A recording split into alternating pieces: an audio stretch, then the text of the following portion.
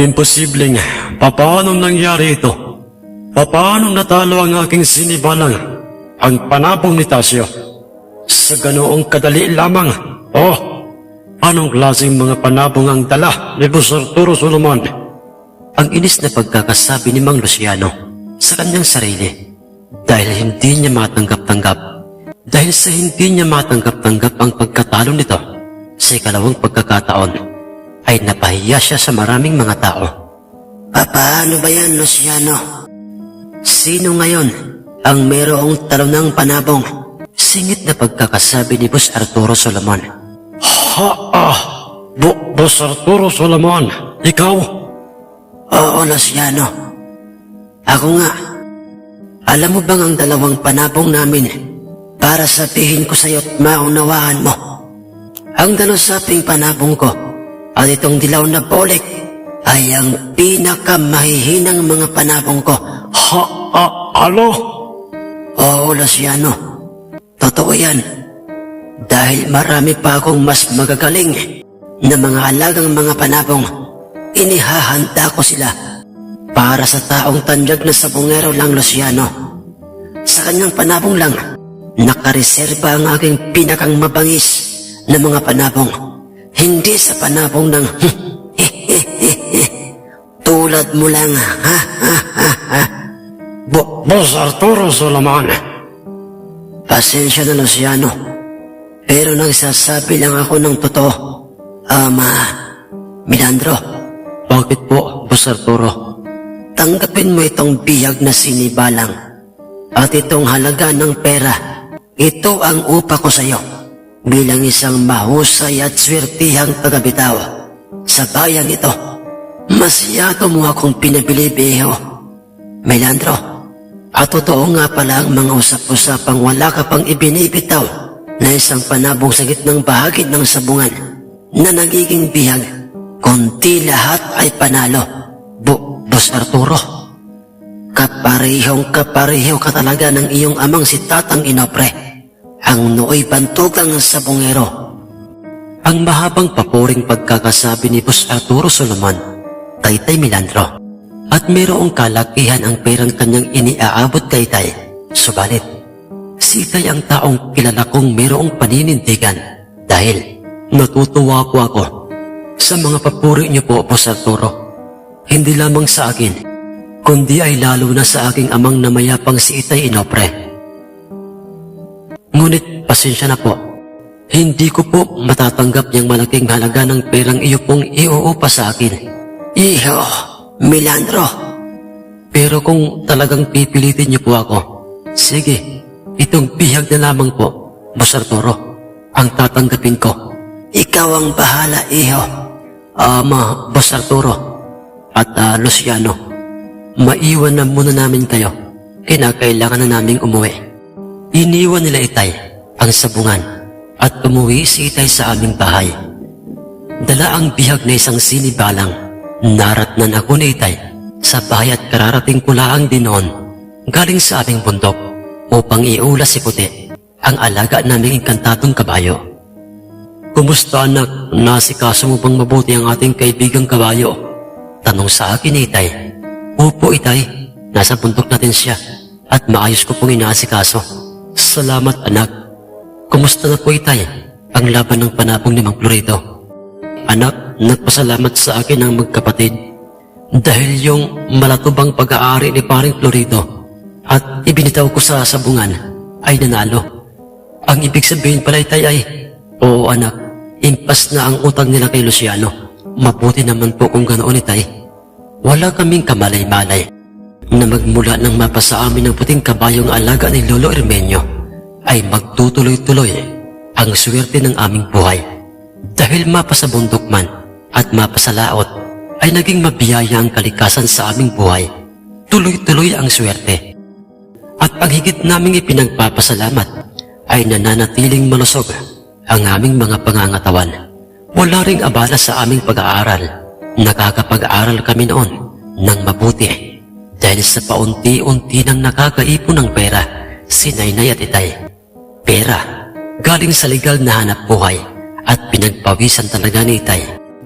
At hindi galing kanino lang, Hanggang sa isang umaga noon at nagkataong nasa bahay pa si Itay Milandro, nang mayroong isang mamang dumating sa aming baryo. At ang taong ito ay nagmula pa sa bayan at siya ay walang iba kundi si Uncle Joaquin, ang pinsang buo ni Itay Milandro, at nooy naninirahan ito sa bayan. Nagkaharap sila ni Itay sa loob ng aming bahay at masayang nagkamustahan. Anong balita, pinsang Joaquin? Kumusta ka na? Kumusta na kayo ng pamilya mo? Ang tanong ni Itay sa kanyang pinsan. Kuwan, pinsang Milandro. Sinadya kita rito dahil sa ano, pinsan? May problema ka ba? Meron pang problema sa pamilya mo? Wala naman, pinsan. Kasi pinsang Milandro, yung kalapit bahay namin sa bayan, yung may mga tindang kulay at iba pa. Oo, pinsan. Natatandaan ko sila. Yung tindahan ng mga gulay at ang pagkakaalam ko'y mag-asawang matanda. Ang may-ari noon, di ba? Sina Aling Lucila at si Tatang Kaloy, hindi ba? Oo, pinsan. Sila nga, kuwan na, pinsan. Naghahanap sila ng taong gustong mangupahan sa kanilang tindahan. Kasi sa kanila naman talaga yung pwestong yun, di ba? Sa kanila kasi ang bahay at ang lupang yun. Naghahanap sila ng gustong umupa raon dahil sa sila ay pupuntang Europa. Doon na sila maninirahan sa kanilang mga anak. Naisip ka agad kita, pinsan. Kaya ipinagbigay alam ko agad sa iyo ito. Sayang kasi ang pwestong yun. Malakas doon, pinsan. At sayang naman kung ibang tao pa ang mangungupahan doon, di ba? Ang mahabang paliwanag niyang kulwakin kay Itay. Ganoon ba, pinsan? Pero bakit kami? Bakit hindi ikaw na lang kaya ang umupa doon? Total kalapit bahay niyo naman yun, di ba? So issue ni Itay kay Uncle. Alam mo naman, pinsan, wala kaming hilig magtindahan, misis. Hindi ba? Anong, pinsang Milandro, ikaw na lang, sige. Sige na. Sayang kasi yun. Ako kasi ang napagtanungan ni Tatang Kaloy. Gusto niyang ako ang paraon pero ayaw ng asawa ko. Sige, pinsan. Kakausapin ko muna si misis. Kung papayag siya, payag na rin ako. Nga pala, kailan pala ang alis ng mag-asawang matanda? Sa susunod na linggo na, pinsan. At dahil nga sa maganda naman ang plano niyo ni Itay, kung kaya't walang karekla-reklamo si Inay, nang mismong araw na yon, ay pumayag si Itay na sila ang uupa sa pwesto at bahay na rin ng mag-asawang matanda. Sumama si Itay kay Uncle Joaquin nang ito'y bumalik sa sentro at do'y nag-usap at nagkasundo sina Lolo Kaloy kung magkano ang buwan ng upa. At nang makaalis na nga ang mag-asawang Lolo Kaloy at Lola Lucela patungong Europa, ay naglatag o inayos na agad nila Inay at Itay ang pwesto. Ang pwestong yon, naging malago ang tindahan namin sa bayan. Marami ang bumibili rito dahil ang ibang mga tindang gulay nila Itay ay galing mismo sa aming bukid. Mga sariwang gulay at iba't ibang klaseng mga sariwang isdang huli ni Itay ang kanyang dinadala sa bayan. At doon sa aming tindahan ay binibinta ni Inay. Nakalagay lang ito sa freezer na maraming yelo. Doon po, Sir Jess, nagsimulang umasenso ang aming buhay. At kalaunay ang bahay at pwesto nila Lolo Kaloy ay tuluyan na nga nilang ibininta sa amin. Hindi lamang doon nagtatapos ang sunod-sunod na swerte sa aming pamilya. Marami ring mga lupang isinanla sa amin. Mga alagang mga hayop at mga bangka. Walang tubo o interes sa pirang isinanla o maging sa mga nanghihiram kay Itay. Hindi nila ito binibigyang interes o tubo, basta't ibalik lamang nila kung magkano ang kanilang nahiram na pera. Ni hindi man lang nagbago ang pag-uugali ni Itay, maging ni Inay, maging kami na kanilang mga anak. At ang aming alagang kabayong si Puti ay nagpapalit-palitan kaming dalawa ni Itay sa pag-aasikaso sa kanya. Naging katukatulong rin nila Inay at Itay sa aming tindahan ang mag-asawang sina Uncle Joaquin. Ang mga sunod-sunod na tagumpay ng aming pamumuhay ay dahil sa sobrang pagtsatsaga at pananampalataya sa itaas. At ang mga mutya ay karagdagang pampaswerte lamang. Ang sabi ni Itay sa kanyang sarili. Masaya at natutuwa kaming magkapatid, paring Milandro, sa naging magandang takbo ng inyong pamumuhay. Ganoon talaga ang resulta. Ganoon talaga siguro ang resulta kapag ang isang tao ay may mabuting kalooban. ang papuring pagkakasabi ni Mang Florido kay Tay at kasama nito ang kanyang kapatid na si Mang Benigno. Salamat mga pare, at magmula noon hanggang sa ngayon ay nananatili kayong mga mabubuting mga kaibigan ko. May bago pre. Alam mo na ba ang balitang Anong balita, paring Florido? patay na raw si Boss Arturo Solomon? Ano? Bakit? Anong nangyari sa kanya? Binaril siya sa loob ng sabungan ng isang mamumustang kamag-anak pala ni Tatang Herminio. Tigok kaagad ito pre, nang tamaan sa kanyang mismong noo. Ganoon ba? Bakit ganoon katindi ang galit ng pumatay sa kanya? Dahil pre, hindi pala atake ang totoong ikinamatay ni Tatang Herminio. Pre, pinatay pala siya ni Boss Arturo Solomon. At mismong ang mamumustang kamag-anak ni Tatang Herminio ang nakasaksi, at doon mismo sa sabungan nang ito'y makachimpo ay pinaril niya ito sa noo. Nasaan ngayon mga pare ang kamag-anak ni Tatang Herminio? Sumoko rin pre ito sa mga alagad ng batas. Dumiretso kaagad ito sa presinto ng mga pulis sa bayan. Sinasabi ko na nga ba? Kaya pala, iba ang pakiramdam ko noon kay Boss Arturo Solomon nang makita ko ito sa mismong lamay ni Tatang Herminio. Kaya nga, Paring Melandro, sino ba naman ang mag-aakalang siya pala ang utak ng pagkamatay ni Tatang Herminio ng matandang albularyo ng kabilang baryo? Tugsong namang sabi ni Mang Benigno. Kaya nga, mga pare, ang mismong panahon na rin ang naningil sa krimeng kanyang ginawa. Totoo nga talagang kailanmay hindi natutulog ang Diyos. Tama ka riyan, pre. Siya, sige, mauna na muna kami. Kaming magkapatid sa'yo. At kami ay aahon na sa bundok. Sige pre, nga pala, mga pare, nagsasabong pa rin ba kayong magkapatid ngayon? Hindi na pare. Magmula nang mainpas na ang utang ni Utol Benigno kay Luciano, ay nagpasya na kaming ihinto na ang pagsasabong at maging ang pag-aalaga ng mga sasabungin. At ikaw, paring Melandro, ikaw ang naging inspirasyon naming magkapatid. Ganoon ba, mga pare? Salamat, mabuti kong ganaon. Siya, sige mga pare, magpatuloy na kayo sa inyong pupuntahan at ako'y papunta na ring bayan. Sige pre, mag-iingat ka rin. Nanatili sa aming pangangalaga si Puti at nanatili itong lihim kanino man. Ngunit isa sa aming kabaryo ang hindi namin alam na mayroon palang interes o hinala sa aming pamilya.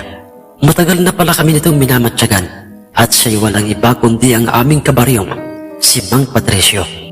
Isa rin siyang sabongero at upahang magtatari ng aming baryo. Ngayon, Melandro, malalaman ko o matutuklasan ko na rin kung anong lihi mo, ba't bigla ka na lamang umasinso at swerte ka pa sa bawat panabong na ibinibitaw mo. At oras na ito'y aking matuklasan, ay nakahanda akong mamatay at pumatay. Mapasa akin lang ang iyong mutya. Ang sabi ni Mang Patricio sa kanyang sarili, habang palihim niyang sinusundan si Itay na nuwi naglalakad na patungo sa aming bundok upang asikasuhin si Puti. Walang malay si Itay sa panganib na naghihintay sa kanya sa kamay ng sakim at mamamatay taong si Mang Patricio. Narito na ako sa aming bundok. Teka, hindi. Ba't wala rito sa aming lukaran? Sa likuran ng aming lukaran, si Puti.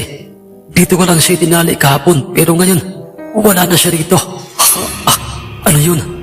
Ba't parang may kumakalas ko sa likuran ko? Ikaw, Patricio? Oo, ako nga, Melandro. Ano bang hinahanap mo, ba't parang ikaw ay nababalisa, Melandro? Wala.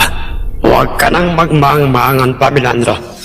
Alam kong may lihim o sekreto kang itinatago na siyang dahilan kung bakit sunod-sunod ang swerteng tinatamasa ng iyong pamilya. At kung ano man ito, ay pwede mo na itong ibigay sa akin. Mamahagi ka naman, Melandro, sa iyong kapwa. Huwag ka namang maging sakim kung totoong ikaw ay makadiyos. Nagkakamali ka, Patricio. Wala akong itinatagong mutya. Masama sa isang tao, Milandro, ang maging isang sinungaling. Sinungaling ka na, madamot ka pa. Pero totoo ang sinasabi kong sinuwerte kami sa aming pamumuhay. Yun ay dahil sa aming pagsisikap. Walang mangyayari sa mutya kung hindi ka kikilos. So, ang ibig mong sabihin ay totoong may mutya, bertudo, agimat ka, Milandro. Sige na, ibigay mo na yan sa akin. Huwag mo nang hintayin pang persahin kita. Kaya kitang patayin mismo. Ngayon mismo, Milandro. Kung magmamatigas ka pa rin. Maniwala ka, Patricio.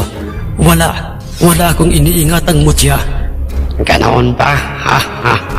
Patricio, inilalabas pang itak mo sa kanyang kaluban. Oo, Milandro. Magdasal ka na. Total, wala naman pala akong mapapakinabangan sa'yo. Kaya't mas mabuti pang mamatay ka na lang. Patricio, huwag mong gawin yan. Marahan na naglalakad papalapit kay Tay, si Patricio. At mahigpit na nga nitong hawak ang kanyang mahabat matalas na itak. At masama ang tingin kanyang ipinupukol kay Tay. Bakit hindi mo punutin ang sukpit mong itak, Milandro? Lumaban ka at huwag kang maging tuwag. Huwag mo nang tagtagan pa ang iyong nagawang kasalanan noon, Patricio. Maawa ka sa iyong pamilya. Alam mo bang ang mga taong pinatay ko noon ay mga taong may ugaling katulad mo, maramot at sinungaling. Hindi ako maramot at mas lalong hindi ako sinungaling, Patricio. Yun ang totoo at nagsasabi ako ng totoo. Tumahimik ka. Ito ang dapat sa'yo. Ihahataw ko sa liig mo ang matalas kong itak. Sige, Patricio. Ituloy mo yan. Nang mangalat sa lupa ang mga iba't ibang parte ng iyong katawan. Sige. Kayong dalawa. Ang nooy gulat na pagkakasambit ni Mang Patricio at nakasentro na ang kanyang paningin sa dalawang magkapatid na sina Mang Florido at Mang Benigno. At katulad niya, mahigpit na ring hawak ng dalawang magkapatid ang puluhan ng kanilang matalas na itak. Mga pare, kayo, sambit ni Tay. Oo, paring Milandro. Matagal na naming napapansin niyang si Patricio na parang may hindi magandang gagawin yang taong yan sa inyo. At hindi nga kami nagkamali ng hinala. Ang sabi ni Mang Florido. Huwag kayong makialam, mga pakialamero. Tatlo kami, Patricio. At nag-iisa ka lang. Kaya wala ka sa lugar para magsalita ng ganyan. Pinagpawisan ng husto si Mang Patricio hanggang sa kanyang mapag-isip-isip. Natihado siya. Tagilid siya sa laban. Tatlo sila Itay at siya'y nag-iisa lamang. Kung kaya't, may araw din kayong tatlo. Tandaan nyo yan. Huwag kayong masyadong maging kampante dahil iisa-isahin ko kayo. Hindi pa tayo tapos, Milandro. Babalikan kita. Diyan na kayo. naglakad ng palayo sa aming lukaran si Mang Patricio at naiwan sila Itay, Mang Florido at si Mang Benigno. Mga pare, maraming salamat sa inyo. Kung hindi kayo dumating ay paniguradong nagtagumpay na si Patricio sa masamang balak niya sa akin. Wala nga naman yan, paring Milandro. Hindi rin kami papayag na sa ganoong kadali lang ay kikitlan ka niya ng buhay. Tamang sabi ni Otol, paring Milandro. At kung nagpilit pa rin kayo na si Patricio sa masamang balak sa iyo, Jack, mangangalat ang iba't ibang parte, mangangalat ang iba't ibang bahagi ng kanyang katawan. Dito sa inyong bundok, pre. Anong balak mo? Ngayon, paring Milandro, sa masamang dapat na sana ay kagawin sa iyo ni Patricio, dapat, pre, idemanda mo siya. Pre, mahirap yan. Dahil nagpanta siyang babalikan ka niya. Paring Florido, hindi ko siya ididimanda. Paring Milandro, bakit? Dahil katulad na nangyari kay Boss Arturo Solomon, bahala na ang panahon sa kanya. Ibang klase ka talaga, paring Milandro. Napakabuti mong tao. Yan, paring Florido, ang wag na dapat na sana'y mawala sa ating mga tao. Minsan lang tayo mabubuhay sa mundo, kaya dapat ay wag nating sayangin ang pagkakataong maging mabuti tayo sa ating kapwa. Hindi nga idinimanda ni Itay si Mang Patricio, ngunit pinarma ito, Sir Jess.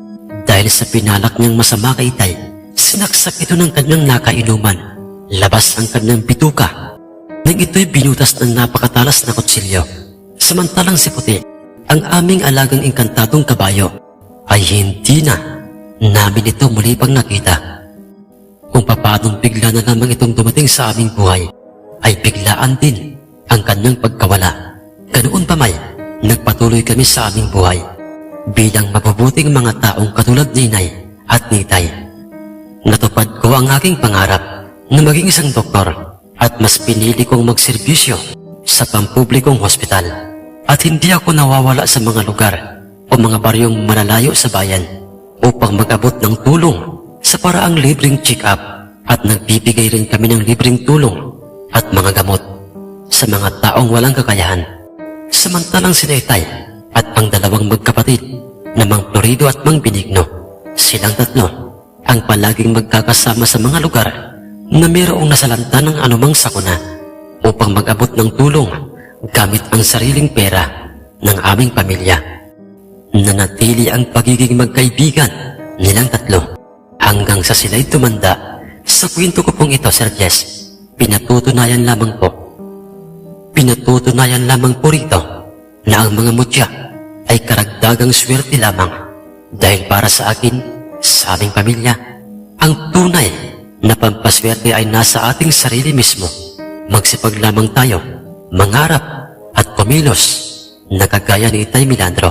Hindi tayo mabibigo kailanman sa ating mga pangarap. Lalo't higit sa lahat, huwag nating kalilimutan ang nasa itaas. Maraming salamat po, Sir Jess, sa inyo pong ginawang pagtityagang isadula itong aming kwentong matagal na pong nangyari. Salamat po at magandang araw po sa inyong lahat.